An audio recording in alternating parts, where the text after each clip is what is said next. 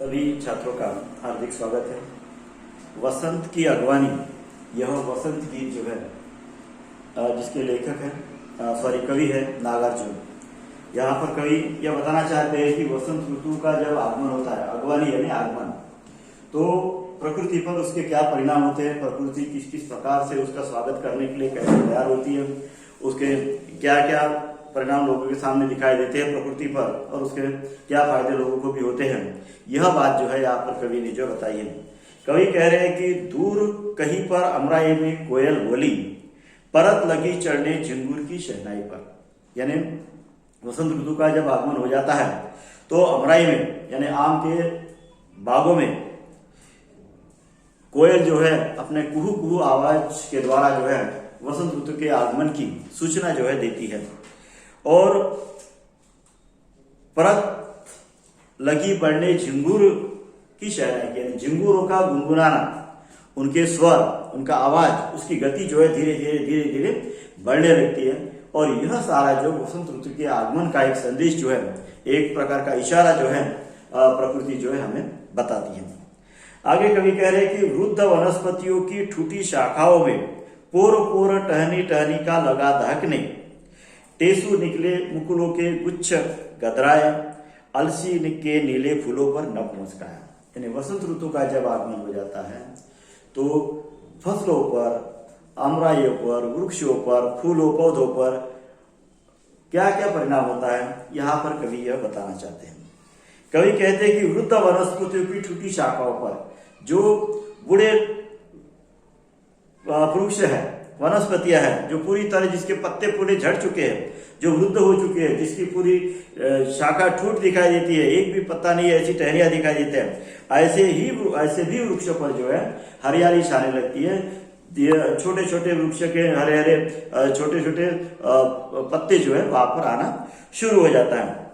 और इस ठूठी और वृद्ध वनस्पतियों के पोर पोर पर, हर एक स्थान पर जो है टहनियों पर जो है एक हरियाली जो है दहकने लगती है, लगा दहकने टहकने लगती है, हरी हरी पत्तियां आने लगती है, उसमें से टेसू निकलते हैं, छोटे छोटे कीड़े भी निकलते हैं जो क्षणिक मर जाने वाले रहते हैं ऐसे। और उसके टहनियों के जोड़ में जो है मुकुलों के इसपे छोटे छोटे हरे हरे पत्तियों के गुच्छे जो है गदराए हुए दिखाई देते हैं।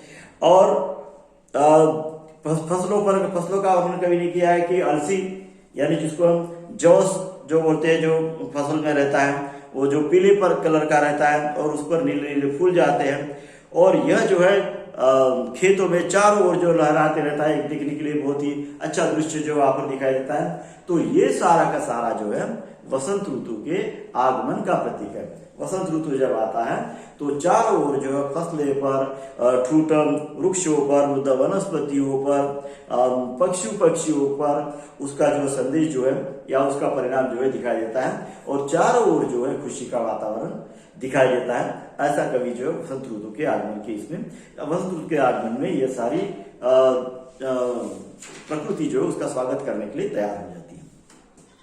कवि कहते हैं कि अलसी के नीले फूलों पर नभ मुस्काया, यानी ये हो चुका है। उसके बाद मुखर हुई बांसुरी, अंगुलियां लगी थिरकने, पिचके गालों तक पर है कुमकुम नौछावर।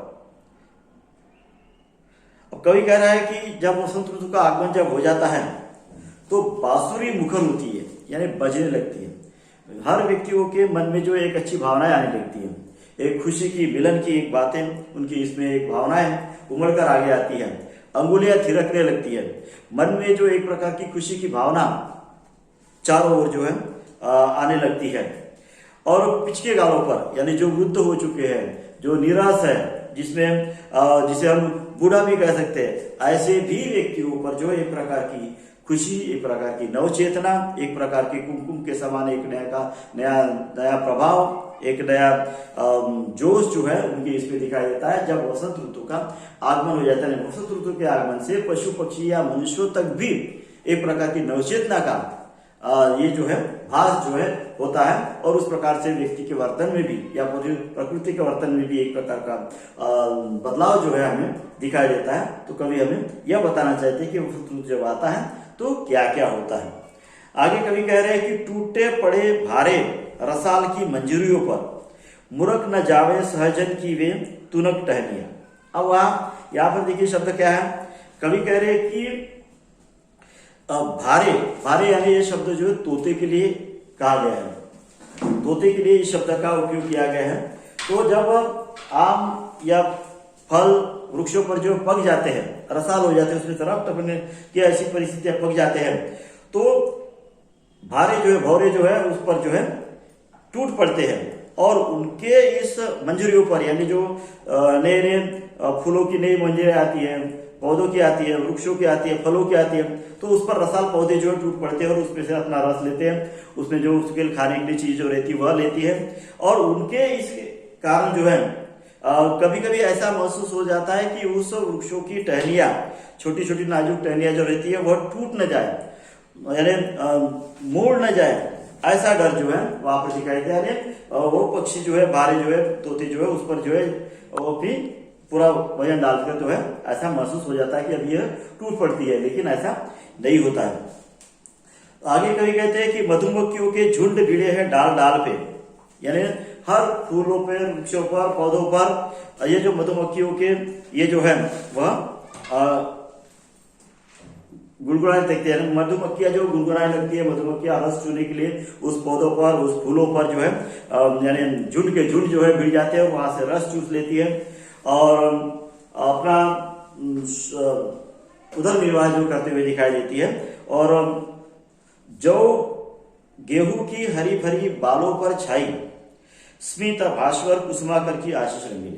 अब यह कवि कह रहा है कि खेतों में जौ और गेहूं की जब फसल रहती है तो उस पर उसके हरी हरी बालों पर, यानी जो जिसपे वो फल लगते हैं या जौ लगता है, गेहूं लगता है, उसकी जो बालियां रहती है, गुच्छे रहते हैं, उस पर जो है उसकी बाल यानी जब बाल रहते हैं, यानी जिसमें वो फल रहता है, गेहूं रहता है, ये रहता है, उसमें जो है एक स्मित भास्वर यानी एक प्रकार का हास्य, एक प्रकार के सूरज की किरणों का एक हास्य जो है उस पर दिखाई देता है। और उस फूलों पर, उस पौधों पर, उस फसल पर एक प्रकार की आशीष रंगीली, यानी एक प्रकार का क्या बोलते हैं उसको हम, स्वागत करने वाली है, उस प्रकार का उसका सुख चाहने वाली, उसको आशीर्वाद देने वाली रंगीली जो है चारों ओर जो है दिखाई देती है। ये सब जो होता है ये वसंत की अगवानी या वसंत की आने पर जो है उसके स्वागत के लिए यह सब जो होता है, यह सारी प्रकृति वसंत के आगमन के लिए उसका स्वागत करने के लिए तैयार होती है। तो वसंत के आने से फसलों पर, वृक्षों पर, फूलों पर, पौधों पर और व्यक्तियों पर भी इस प्रकार का एक प्रकार का सुखद वातावरण, एक प्रकार की नव चेतना जो है निर्माण होती है। अंतिम पंक्तियों में कवि कहते हैं कि शांत समीर गुलाबी जाड़ा धूप सुनहली जग बसंत की अगवानी में बाहर निकला। कवि कह रहा है कि जब बसंत ऋतु जब आता है तो ऐसे इसमें जो है शांत समीर यानी शीत समीर यानी ठंडी हवा जो है चारों ओर बहने लगती है। एक प्रकार की गुलाबी जाड़ा यानी एक प्रकार की जाड़ा रहता है चारों ओर, यानी शाम को जो है बादल के रूप में जो है दवबिंदु के रूप में जो है ठंडी आ जाती है। सुबह की इसमें एक प्रकार का जाड़ा पड़ता है, ऐसा लगता है कि आदमी को गर्मी की महसूस हो। और इतनी गर्मी यानी इतनी ठंडी रहने के बाद में एक गर्मी के लिए जो है लोग जो है जाड़े में धूप में जो है धूप सेकना पसंद करते हैं। ऐसी परिस्थिति है जो यहाँ पर होती है और ये सारा का सारा होता है वृक्षों का, फलों का, पौधों का, व्यक्तियों का, सभी का जो है ऐसा हाल जो है वसंत की इसमें होता है। तो इसको लेकर कवि कहते हैं कि सारा का सारा संसार जो है, सारा का सारा जग जो है वसंत ऋतु के आगमन के, इसमें वसंत ऋतु के स्वागत के लिए, वसंत ऋतु को का स्वागत करने के लिए संसार जो है बाहर निकलता है और उसका जो है स्वागत करता है। इस प्रकार वसंत ऋतु के आने से चारों ओर हरियाली फैल जाती है। बीच से चाहे वो पौधे रहे, फूल रहे, वृक्ष रहे, फसल रहे, आदमी रहे, बूढ़े रहे, जवान रहे, महिला रहे, सभी के ने सर्वांगीण रूप से जो है वसंत के आगमन का स्वागत करने के लिए, वसंत के स्वागत के लिए सारा संसार बाहर आ जाता है। ठीक है।